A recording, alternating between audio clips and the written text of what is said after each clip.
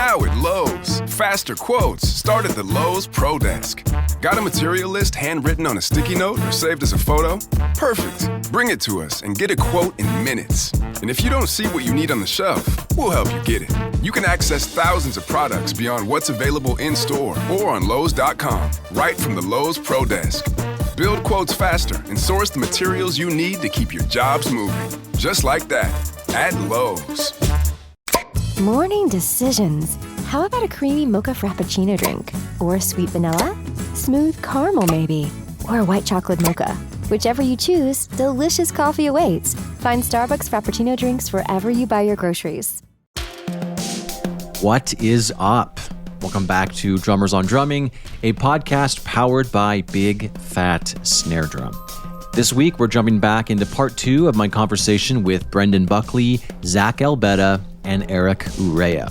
If you haven't heard part 1 yet, I'd probably start there.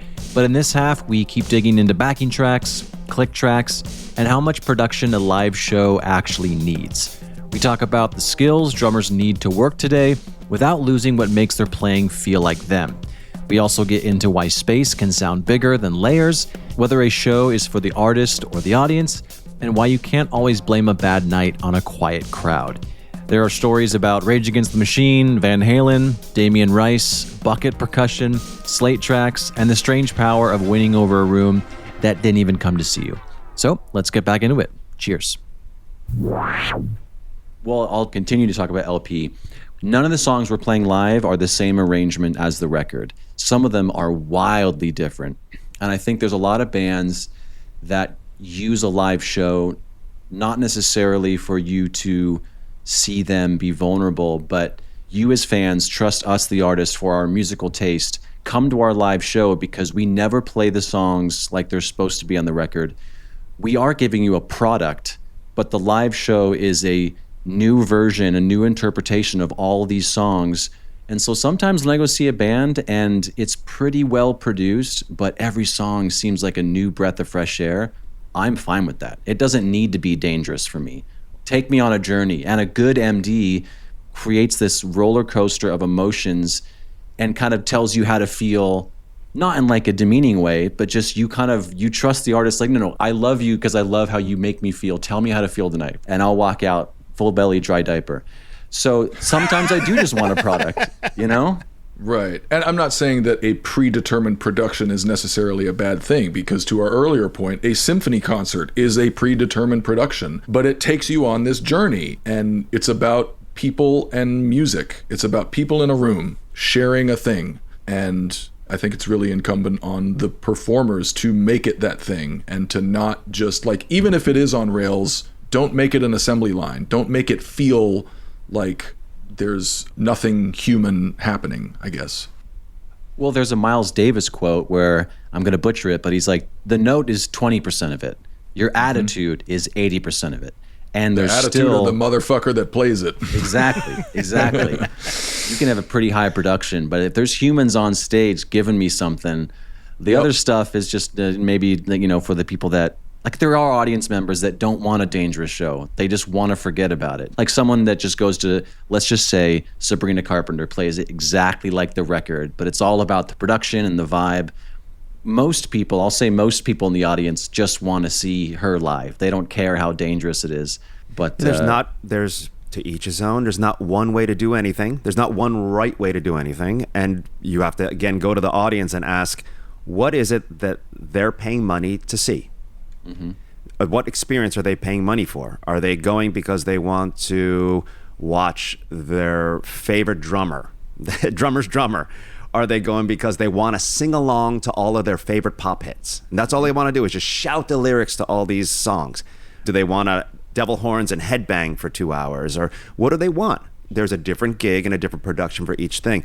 It'll blow your mind if you ever go to an EDM show and watch a bunch of people standing in front of a DJ booth, like worshiping like it's an altar, the DJ guy, Yeah. And you're like, what is happening here? But somehow it's working. I don't know. But there's a bunch of people all looking at a DJ going and having the time of their life. And I'm like, I get it. I like dancing. Why are we all staring in one direction, though? He's not doing anything. It's a weird phenomenon. But it goes to show you that's what they went there for. I don't know. You have to like kind of just treat each musical environment as a different thing. And it's really hard to compare and do crossover. I would love to have someone walk out of an EDM concert and just be like, I think that was all tracks. Oh, but speaking of tracks, one last thing about tracks, I guess. Not one last thing, but here's one more thing is, again, I feel like I'm 1,000 years old and I'm a grandpa, but I do remember when I played many pop shows with 0 tracks, and it was my idea to have like a little Tama rhythm watch on the side, just to like, maybe we should play it at the same tempos every night so no one argues backstage in the dressing room about this. You know? Yes. Like we'll just say like 122 is the perfect tempo for this song, and it was like a nice easy way to do that. Maybe no one else in the band even had the click, just me. But it was a way to make sure that night to night we wouldn't argue anymore over tempos. And then I remember like, you know what, for this song, let's add this one sample, or let's add this one loop, or let's add this background vocal, or this horn section that came from the record. And it got added year by year, tour by tour, just a little bit more. Like you said, this song would be a little better if we had this part, or this little weird Arabic, noise or something. You add these things. And then somehow it flipped, where during rehearsals, you would get the entire Pro Tools session of the song, and you would start with that and start muting things that you thought you were going to play live. Let's mute the bass, let's mute the guitar, let's mute the drums, and let's see what it sounds like with everything else playing. I hated when that happened. It was like, let's start with everything and then just start taking things away. I liked it when we started with nothing and we built it as we needed. And then now a show is you start with everything and you start muting things like, maybe we don't need all of those things. Maybe we don't need all. And fortunately, I still know many front house engineers who are very discerning with that, because they try to limit the amount of chaos coming out of the PA. Because at a certain point, it's just too much. There's just too much information coming out of the PA. So they'll say, I know you're sending me 96 tracks, but I'm only using like 16 of them. And I like that they kind of take the initiative to say, yeah, I know there's a lot of stuff coming out of Ableton or Digital Performer or Pro Tools, but I kind of narrow it down. I mute a lot of it so it sounds cleaner and sounds punchier and bigger. And I'm glad that there's still engineers out there that they're the last bastion of hope. they're like, I'm trying to make it sound good still and sound like it looks good and sounds punchy and everything. So they actually discernibly mute things coming at them, so they can make it sound very clean and live and big. And I like that. Like, some of my favorite front house engineers all have that same attitude. This is such a great point that I had not considered, because when it comes to the debate about, how much and whether backing tracks could be used, in my mind, before a minute ago, it was about authenticity and vulnerability. And don't you have the imagination to, conceive of a different version of this song that doesn't sound exactly like the record, and that whole debate. But what you're talking about is sometimes everything that's on the record simply does not translate to a live setting. Yeah. And it's not about artistic interpretation, it's about fucking physics and sound. Everyone always talks about how big When the Levee Breaks sounds. Oh my God, it's the biggest sound. Take a listen to it now, and see, actually, it's not that big. It's just so much space. There's so much space in there, and that's why we think it sounds big. It's like, whoa, it sounds huge, but it's not. It's not a wall of guitars. It's not a wall of drums. It just feels big. This is sort of a symptom of modern music in general, especially when it comes to digital music, whether it's live or recorded. I just feel like every square inch of space is being taken up. Like, if there is daylight anywhere in the mix, something will be added to fill it. And, talk about production fatigue. Like, I find a lot of music just difficult, if not impossible, to listen to, not because it's bad music or a bad song or whatever, just because there's too much fucking information. They're like, my ears and my brain and my heart can't take it all in, and I just have to stop it. There's a story about the first couple Van Halen records, and the producer, Ted Templeton, I think his name was, they would take the band into the studio and they, okay, let's do it. Boom, they do a take, and amazing take because they were very well rehearsed. And he'd be like, okay, now let's do a couple guitar overdubs. And Eddie Van Halen would be like, guitar overdubs, that's it. That's the guitar pass. It's just one pass. It has the rhythm, the fills, the solo. It's all in one pass. There is no overdub. And so you've listened to Van Halen 1, it's all like just one guitar take all the way through. He had actually learned that there are ways to actually overdub guitar if you want to double it, or you want to just do a rhythm and then a lead later. You don't need a wall of guitars to sound like Eddie Van Halen. Yeah, and in the text that prompted the four of us to be together, someone said, I believe it was Brendan, talking about just like, well, what do you expect? We're just trying to make it in 2026. It's like drummers, we work with what we got. This is the expectation. I don't think any of the people online were saying that drummers should stop practicing to a click, go back to, it was just kind of the state of the world, but there wasn't a solution given of how to navigate it as an individual. You just have to navigate the scene. And I was reading this book, The Department of Speculation, and this quote kind of jumped out at me. It said, if you wish to make an apple pie from scratch, you must first invent the universe. Which is just like, how far do you want to go back? It's like, now you have a mixing engineer. There's going to be some people being like, oh, you can't mix yourselves together. It's like you can't play well. Or is it cheating that every night our front of house guy on this LP gig sends us, not individual stems, but he sends us a very nice, what's the mix? MP3 of the whole show. It's like, is that cheating? Because now I'm able to separate myself from it. And then it's like, at what point do you want to consider it cheating? I'm reminded of another quote, and I forgot who it was, but the quote is, I built and climbed a mountain and it wasn't there. And I think it's about your personal struggles and your internal life and whatever, but I view a lot of the overproduction in music as a lot of musicians and engineers and producers building and climbing a mountain that isn't there. Yeah. Yep. There is, I know we've joked about this a couple times, but there is the whole grandpa get off my lawn arguments that are always fun. They're always fun and entertaining, and say like, oh, they did it. It was way better in 1965, or it was way better in 1978. And there are things that were better, that were cooler, I should say, back then, but we're not living in those times anymore. Yeah. And Zack has a podcast called Working Drummer, and we're all working drummers trying to work, right? At least the four of us are, and a lot of these listeners are working drummers trying to work. So what are the skills that we need to work today to get a job and keep a job? So they're different than what someone needed in 1958 or 1963, and they will be different 30 years from now when we're replaced by robots. So and I think that's really important, is I love the sound of recordings from a long time ago. I love vintage drums. I love certain players from different eras, but we're not in that era. We're in an era today, and if we want to work and gig and create and entertain, we have to practice the skill sets that are demanded of us to be, elite. Yeah, I agree. And so the perspective of like the way music is going, live music is not good. If I could sum it up with what a lot of those people were saying, it's like, well, then what am I supposed to do? I'm trying to make a living. Like, what do you want me to do? Yeah, and I don't think anybody was laying the responsibility at the feet of drummers. I think no, it was me personally. It was like Brendan's point is a great one. Like, we live in the world we live in, and we live in the times we live in. And if you're not willing to adapt at least a little bit, your prospects are going to be bleaker.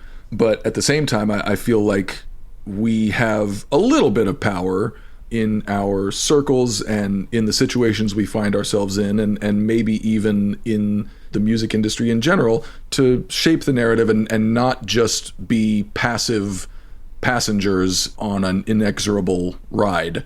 This is another thing that I struggle with in terms of how much do I adapt to the times and the trends in order to stay relevant and stay busy and be working, versus how much do I hang on to what I really give a shit about and what I feel I have to offer as a musician. Because anybody can acquire skills, but acquiring skills isn't the same as self-realization as a drummer, as a creative person. And I think if you're gonna be true to yourself and be able to offer something that other people value, not just in terms of skills, but in terms of who you are and at how it feels to be in a room with you and at how it feels to them to have you on drums, then, that requires sometimes saying like, that skill I have no interest in, and the kinds of gigs and the kinds of music associated with that skill are not necessarily something I'm interested in. So I'm just gonna let that pitch go by, and I'm gonna focus on other skills that I feel are more true to me. So yeah, that's another balance that I'm sort of struggling with. Now at Lowe's, faster quotes start at the Lowe's Pro Desk. Got a material list handwritten on a sticky note or saved as a photo?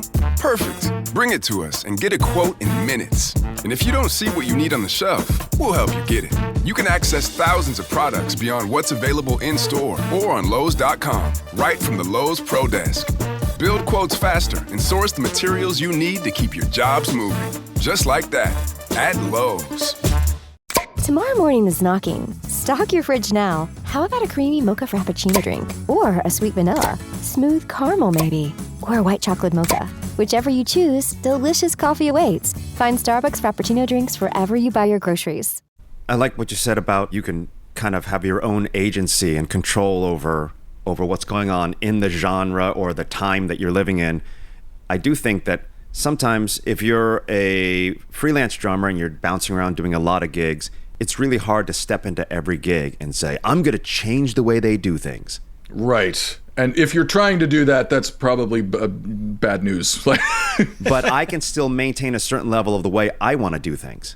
Yes. So, I love drumming and I want to, I'm still trying to be good at this instrument, and I still idolize all these heroes of mine, and I want to have that going through my mind and my blood while I'm playing. And so, for instance, a lot of pop shows have a click track, but also like a slate track. It'll be like opening song 1, 2, 3, 4, click, click, click. Chorus 2, 3, 4, guitar solo 2, 3, things like that, right? I hate that. So I say, please mute that in my ears. Like, you don't need it? I'm like, please don't do that. It'll make me feel like I'm not even thinking anymore. I'm like, I can count 8 bars. I know when the chorus is coming. Please get that out of my ears. I can take the click track, but please don't have like a nanny sitting there throughout the show telling me where I am in the arrangements. I think I can handle that. So that's one thing I do.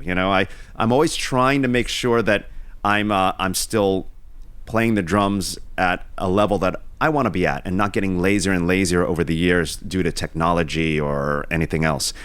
There's probably another 15 examples of what I try to do to make it still challenging for me, even if the gigs vary in degrees of their challenge. But I think we are in charge of our own, what we want to do and say on the drums, apart from what the gig is demanding of us. Mm-hmm. Yeah. For me, this is the first gig I've had where everyone has their own talkback mic, and LP can't hear us, but everyone can, especially the MD, who's the keyboardist. He runs Ableton. He's the guy. I would say that's the thing that takes me out of it most. If it's like building up and he's like, the prophet's only coming in my left ear, that takes me out more than slates. I mean, one good slate is the song title at the top of the track, though, because yes. I have had many times where the guy started the wrong song, and I can tell by the click, click, click, click. I'm like, I shout, that's the wrong song. He's like, what? I could just tell by the tempo of the song, you've started the wrong song. You're like, really? I'm like, yeah, we're on song number 3. Oh, sorry, man. Why don't you just put the title of the song in the front so we never have that problem? That's actually a very useful one. Yeah. What are your thoughts on this, Eric? I love a slate. No, the general thing is, I would say the most important thing is diving into any of these things with the most authenticity as possible, because that's what's going to put butts in seats at the end of the day. Again, I always have faith in the audience, right? Whatever way that you need to perform that's going to be the most authentic to you, then that's like the right choice. That is a good point, and I think too much emphasis is placed on what we think the audience might want versus like, how do I really want to do this? How do we want to play this music? And there's always a balance to be struck, but finding a way to do it that feels the best to you, that feels the most like you, that feels like there's the least daylight between your persona and your true self, like the ego is shrunk to the point where it's not a barrier between those two things. Exactly. It's funny because, Zach, you mentioned something earlier, like if somebody is anti-click track, my gut instinct is normally that comes from somebody who's not comfortable playing to a click. And I'm always like, you should learn how to do both. But if the flip side to that argument is if you feel the most authentic in your voice behind whatever instrument you play without playing to a click track, then that is the way that you should go. And you shouldn't listen to anybody who's like, but the way of the future is click tracks, it's backing tracks. It's like, no, it's... Can I push back on that, though? Just real quick. I think Zach referenced it a few episodes ago, but it was like, it's a music business. We have to remind ourselves of that. Like, if you just want to be a drummer and you're saying, like, I don't play to a click, I'm whatever, it's like, dude, more power to you. But if you want to work, if you want to be a working drummer and be invited on Zach's show, I'm sorry, you can't just be the guy that doesn't ever play to a click and dies on that hill and expect to have a successful working. I mean, hey, it can happen, but it's like, if you want to be part of the business of it all, you can't romanticize the drums as much as the purist. To Brendan's point, you have to acquire some skills. Yes, exactly. There is a skill set associated with fucking working, and it's not the same for everybody, and you know, not everybody has to check every single box, but as times progress, that skill set changes, and you gotta, you know, sort of pick and choose what skills you're willing to acquire and what skills feel true to you and what skills are necessary for the kinds of music you want to play. Yeah, and Ben, I 99% agree with what you're saying. I always, especially with students, I always tell people that, like, I think it's important that you're able to make the choice, right? You should be able to do both and then make the choice that is your preference. That to me is always like the important aspect whenever we're learning skills. However, there's a side of that spectrum where it's like, I don't enjoy playing double bass at 180 BPM. You know, I don't need to learn the skill to make the choice that, like, I don't want to do that, right? So, for example, if there's a drummer out there who's doing their own artistic venture, their own project from the ground up, and they have no interest in doing essentially what we're doing, where it's, you know, freelance business stuff, if they're here making their art project and they're going to be a band guy and they're going to be like, all right, we're going to put together this band and we're never going to use a click track, by all means, if that is your authentic voice, go for it. The Hives, I think Brendan brought it up in the text. Perfect example of a band that just, they're doing their own thing. Everything's live. Oh man, I was in the gym yesterday, and on my headphones, Rage Against the Machine, "Killing in the Name of" came on in the mix, and man, when that second verse kicks in and they drop the tempo, and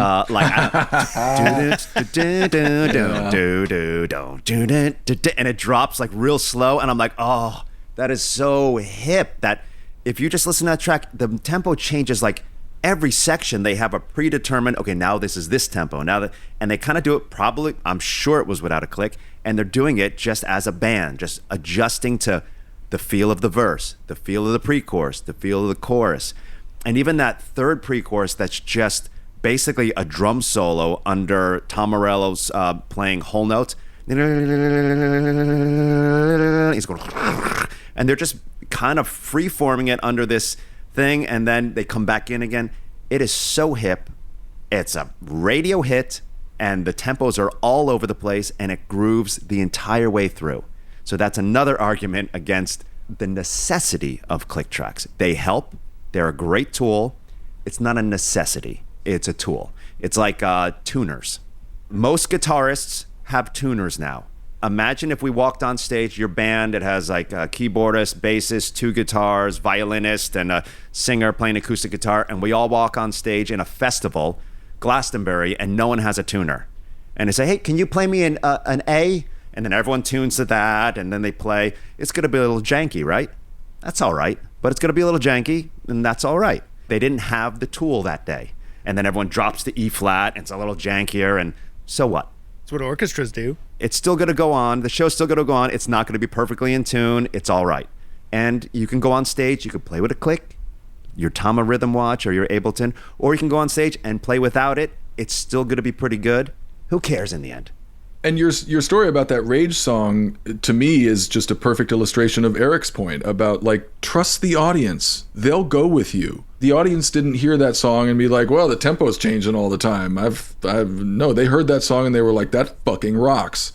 If you put something out there that you believe in, that is very you, and it is an authentic version of yourself and an authentic version of the music you want to play, audiences generally will respond, whether or not there's click, whether or not there's backing track, whether or not there's, a bunch of fucking lights and LED screens. We haven't talked about the real member of the band, which is the lighting show. That is what actually makes a show interesting. If I never see or play one drum solo that is accompanied by strobe lights ever again, I will die happy. Anyway, the point I was going to make, if the authentic thing you want to do, if what you really want to do includes click and backing tracks and fucking strobe lights, and like, if that's what you want to do it all the way. I'm not going to say that you're less than or worse creative for using these things, but make it honest. Make it because it's what you really want to do, not because it's what you assume is required. Or if you feel like if you don't do it, everyone's gonna hate you. Right. That's the vulnerability again. Is like, if I don't do it, everyone's gonna leave. Well, maybe not. Maybe they love your songs enough and they're gonna stick around for the whole thing. Yeah. I remember being on tour with Damien Rice, amazing artist, and I remember once we played some show in a beautiful theater, and afterwards the audience wouldn't go home. They were all outside the theater, just somewhere in Italy, and he asked me, hey, you have anything you could hit on? I'm like, you have cajon or anything? I'm like, I don't have anything. So I just grabbed like a bucket I saw, and he and I went out into the street, and he just played for another hour a bunch of songs for the audience, and I was just like smacking this bucket with brushes, and they stuck around, and there was no arrangements, no lights, no microphone, no anything, just him out there singing for his fans, and I was kind of blown away by, I guess, just how simple it was. These people came to hear him sing songs. He sang 2 hours worth. It wasn't enough. We want more. He goes, all right, I got a couple more for you. I'll come out and play for you. And he did it, and they loved it. And I'm like, there was no production value. Acoustic guitar, a cappella voice, and like a Home Depot bucket. But they loved it, and I was like, man, this guy's a great artist because he has the ability to say, this is music. I can sing songs like this all night long if you'd like. It behooves us to remember that 99% of the music that has ever happened throughout human history has happened with zero production value, right? The amplification, the electronification, the automation, these are all brand fucking new. And before that was tens of thousands of years of exactly what you're talking about. Just people in the same space playing music. And when modern people are offered that, they will still respond in the way that people always have. Bach didn't have a slate track in his ears. He did have talkbacks, but I don't think he had a slate. Scherzo, 2, 3, 4. I'll finish with this. It popped in my head. Is the show for the audience or is it for the artist? It should be a communal experience. Or else, why are you playing for an audience? You can just play in your practice room. To get paid? At center staging or whatever. Yeah. I think that it should be a communal experience. I had a jazz teacher, a drum teacher named Stephen Bagby, who once said to me, you have to always remember it's the drummer, it's you, basically, it's the music, and it's the audience. Those are the three things in a show. You, the music you're playing, and the audience. And you have to keep all those three things in mind all the time when you're playing if you want to really levitate the room, really make it take off. I think about that a lot. It's not just you. It should start with you and then the music you rehearse with your band. That's where it starts. But if you're not communicating, if you're not expressing yourself in a certain way that's connecting with anyone, then what's the point? I agree. I would say the only thing that I would add to that is that I always think the best shows are cyclical, right? The energy that you put out then comes back to you from the audience, and then it completes this cycle where you guys just feed off of each other. But I couldn't have said anything better than Brendan did. That was perfect. It has to start with you, and then that energy gets recycled. What Brendan said about his jazz teacher reminded me of something my jazz teacher, Bobby Watson, said. I saw him, he was sort of doing a panel discussion, and an audience member asked him, do you feel like the entertainment aspect of jazz is suffering? You know, do you feel like it's gone too far into the artistic and like, because it used to be pop music? And Bobby said, well, when people come see music, when they come see a live show of any kind, he said part of what they're coming for is the hug. And he was like, you know, they want to feel welcomed. They want to feel like they're part of your experience, and they want to feel like you are there for them and that you're glad that they are there. And that doesn't mean I'm expounding on what Bobby said now. Like, Bobby didn't say all this, but he talked about the hug. And I think no matter what kind of music you play, no matter what it's made of, there is a way, and there are many ways, to give the audience that hug and say, I'm glad you're here. I'm glad we're here together. Here's what we've prepared for you. Maybe we know exactly what's going to happen. Maybe we have no fucking idea, but we hope you enjoy it. Thank you for being here. No matter what you're doing, just offering the audience that hug is super important. I saw another panel discussion where someone asked an old jazz cat, I guess it's a similar question. It was like, is jazz for the listener or is it for the player? Kind of suggesting that jazz is a little bit masturbatorial. And the guy said, well, it should always be for the listener, but you're the first listener as the player. It was Wynton Marsalis. There you go. Yeah. That's a good quote. He said the player is the first listener. Yes. I have a addendum to what I said, which is I think although I believe it's important, the band and us, and then the music, and then the listener, I think it also, and like Eric said, it's cyclical and it should kind of feed off each other and kind of snowball. I do dislike when it's treated in the reverse, meaning when the band blames a bad show on a lackluster audience. Mm-hmm. That rubs me the wrong way. When I get off stage and the singer's like, ugh, that audience was so dead tonight. This show sucked. And I'm like, I had a great show. What are you talking about? Yeah, you know, I don't care if they're singing to every song or if they're cheering as much as they did 2 nights ago. That doesn't bother me. You know, it starts here. It starts at, did we play well, and did we play our music and our arrangements well?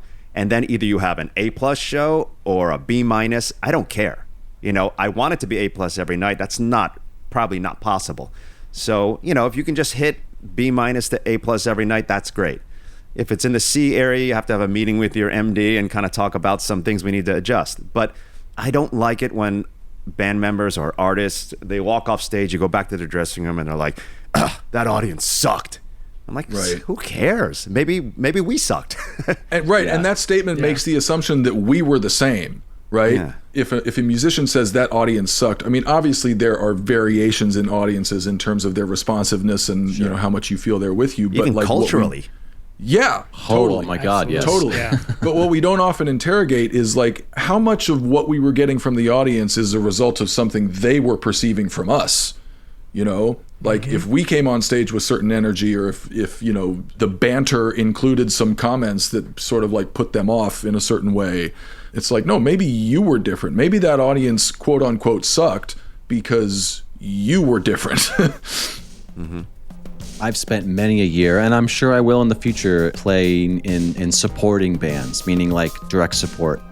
I actually find that to be some of the most, because you come in for the most part as an underdog. Most people, unless it's a bill that's just like, oh my God, this is like, this band's opening for that band, oh my God. A lot of times, bands bring out their friends or smaller artists that they believe in. And a lot of times as the direct support, they go on stage to what the headliner would say is a bad crowd. People are like, I'm just figuring you out, what's going on. But I love that, winning over a crowd. That's my favorite part, you know? Yeah, I agree. You get half the PA, no lights. No lights. Half the people are still buying beer at the vendor, and you play your asses off. Yeah. And that's the show. If you're listening on a platform that allows ratings and reviews, do that. It helps more people find the show, so it'll get bigger and better, and hopefully I'll have a chance to sell out one day. But you'll be an OG listener that can brag to all your friends. Anyways, why don't you go and check us out at bigfatsnaredrum.com and follow us on all the socials. Just search for Big Fat Snare Drum and you will find us. The show is edited in part using iZotope RX Audio Editor. It's amazing, so go check that out at iZotope.com. And thanks again to Gunnar Olsen for the theme music. Bye.